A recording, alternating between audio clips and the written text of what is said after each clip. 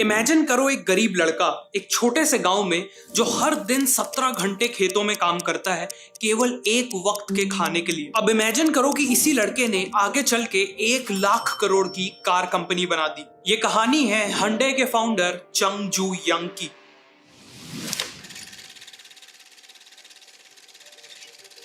चंग जू यंग का जन्म 1915 में हुआ था कोरिया के एक छोटे से गांव में। उनका सपना था एक स्कूल टीचर बनने का, लेकिन फैमिली की फाइनेंशियल कंडीशन इतनी खराब थी कि वो खुद की एजुकेशन भी पूरी नहीं कर पाए। उन्हें बचपन में दिन रात अपनी फैमिली के साथ खेतों में काम करना पड़ता था, लेकिन इतनी मेहनत के बाद भी ऐसे कई दिन होते थे जब फैमिली के पास एक वक्त का खाना भी नहीं होता था। प्रॉपर कपड़े और मेडिकल केयर तो दूर की बात है। चंग को लकड़ियां बेचने के लिए कई बार पास के शहर जाना होता था। वहां उन्होंने देखा कि लोगों के पास सफिशिएंट खाना है और उन्होंने अच्छे कपड़े पहने, वो भी बिना दिन रात खेतों में काम किए।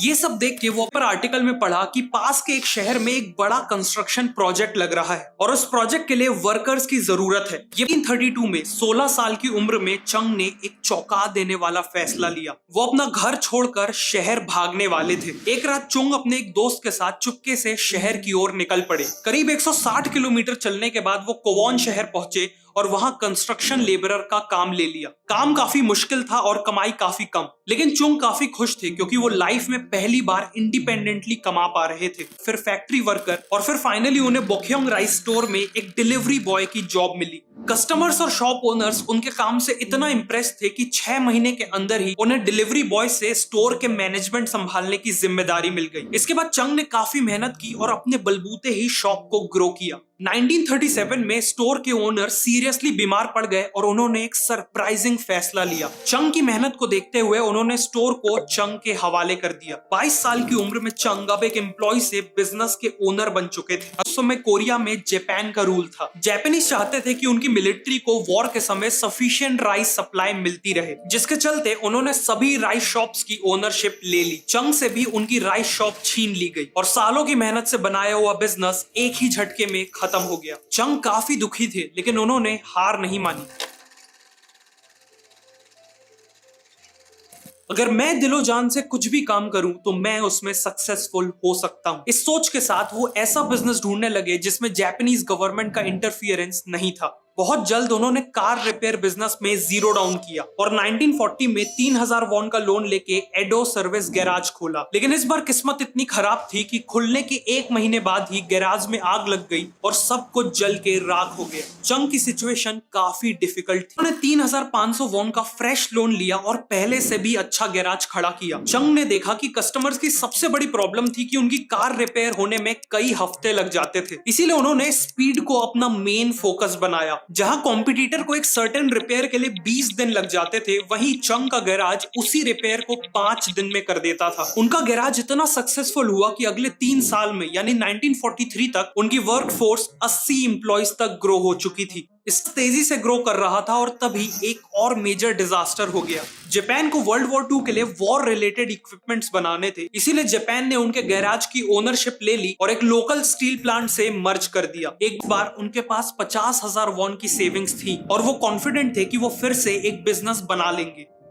वर्ल्ड वॉर 2 के खत्म होने के साथ साथ कोरिया में जापान का रूल भी खत्म हो गया। कोरिया के नॉर्दर्न एरिया में सोवियत यूनियन का इन्फ्लुएंस था और 1950 में नॉर्थ कोरिया साउथ कोरिया पे हमला कर देता है। नॉर्थ कोरियन ट्रूप सोल के काफी करीब आ चुकी थी, जिस कारण चुंग को अपना पूरा काम छोड़कर अपनी सेविंग्स के साथ पुसन शहर भागना पड़ता है। लेकिन इतने में यूएस आर्मी साउथ कोरिया के साथ मिलकर नॉर्थ कोरियन आर्मी से लड़ रही थी और उन्हें टेंट्स, वेयर हाउसेस और आर्मी हेडक्वार्टर्स की जरूरत थी। चंग ने ऑब्जर्व किया कि अमेरिकन्स के पास पैसों की कमी नहीं थी, उन्हें बस रिलायबल और टाइमली डिलीवरी चाहिए थी और चंग ने अमेरिकन्स को वही दिया। उन्होंने एक छोटी सी टीम से वापस शुरुआत की और कैन डू मोटो अपनाया। मतलब अगर प्राइस सही है तो वो कोई भी कंस्ट्रक्शन प्रोजेक्ट लेने की। इसी रिलायबिलिटी के कारण उनकी अमेरिकन से काफी स्ट्रॉन्ग रिलेशनशिप डेवलप हो गई। 1952 में वॉर तो खत्म हो गई, लेकिन चंग को फिर भी अमेरिकन से कॉन्ट्रैक्ट्स मिलते रहे और बाद में साउथ कोरियन गवर्नमेंट ने भी कंट्री को रीबिल्ड करने के लिए ब्रिजेस, डैम्स और रोड्स को तेजी से बिल्ड करना चालू किया। इन सब में hyundai ने मेजर रोल प्ले किया और बिजनेस में एक्सपोनेंशियल ग्रोथ देखी। साउथ कोरिया का सबसे बड़ा डैम सोयंग डैम और उनका सबसे इंपॉर्टेंट एक्सप्रेसवे क्योंगबू एक्सप्रेसवे hyundai ने ही बनाया है।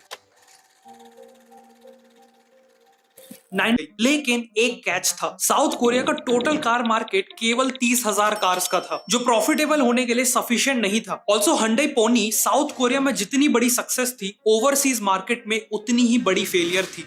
कार की क्वालिटी अच्छी नहीं थी, गर्मी में पेंट उड़ जाता था और उसमें रेगुलरली मैकेनिकल इश्यूज आते थे, और इन्हीं रीजन से Hyundai मोटर कंपनी पिछले 7 साल से लॉसेस में चल रही थी। साउथ कोरियन इकोनॉमी तेजी से ग्रो हो रही थी और हर साल हजारों लोग पॉवर्टी से निकलकर इकोनॉमिकली एम्पावर हो रहे थे, जिसका मतलब था कि अगले कुछ सालों में कार्स की डिमांड तेजी से बढ़ने वाली थी। 1980 में यह फैक्ट्री रेडी हुई और 1982 में Hyundai ने कई सारे इंप्रूवमेंट्स के साथ अपनी पोनी 2 कार लॉन्च की।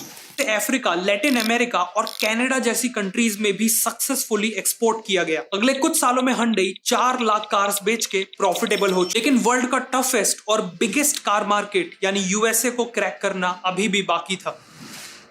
इंटरनेशनली एक डिसेंट कार कंपनी से एक मेजर कार कंपनी बनने के लिए यूएसए में सक्सेसफुल होना जरूरी था। Hyundai ने जब यूएस मार्केट को स्टडी किया तो देखा कि जापानीज ने कॉम्पैक्ट कार्स का सेगमेंट कैप्चर कर रखा है और यूएस कंपनीज का मिड और लार्ज साइज मार्केट में ऑलरेडी कट थ्रोट कंपटीशन है। इसीलिए Hyundai ने सब कॉम्पैक्ट मार्केट को टारगेट किया, जहां कंपटीशन वर्चुअली जीरो था।